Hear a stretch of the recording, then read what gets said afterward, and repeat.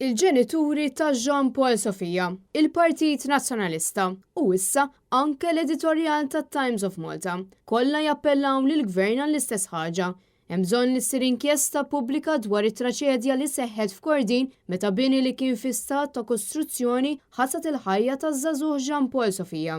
Inkjesta pubblika kontrarjament għal kif qed jipprova jikkapitalizza fuq għall-Partit Nazzjonalista tfixkel u mhux tgħin ir-riċerka tal-ġustizzja.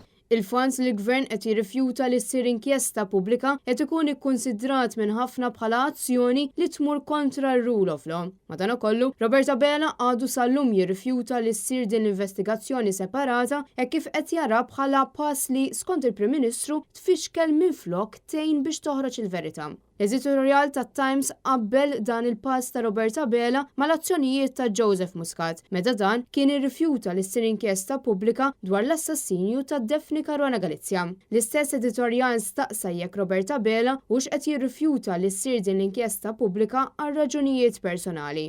U dan wara il-laqgħa li jom Jean Paul Sofija kellha miegħu fejn ħasset li Bela għandu jdejh marbutin u hemm xi ħaġa li qed iżommu milli jsejjaħ din l-inkjesta. Il-ġurnal fakkar li inkjesta pubblika se tkun qed twassal biex pajjiżna jipprevjeni li jara iktar inwiet ta' dan it-tip. Dan hekk kif wieħed għadu ma jistax jifhem eżatt ġara b'riżultat li m'għandux rekomandazzjonijiet fuq xi jimxi biex jelimina r-riski f'siti ta' kostruzzjoni. Żgur mhux forsi li l-prevenzjoni ta' mwiet futuri hi xi ħaġa li l-Prim Ministru Roberta Bela għandu jimmira li jikseb għal ġid ta' pajjiżna, temm jgħid l-editorjal.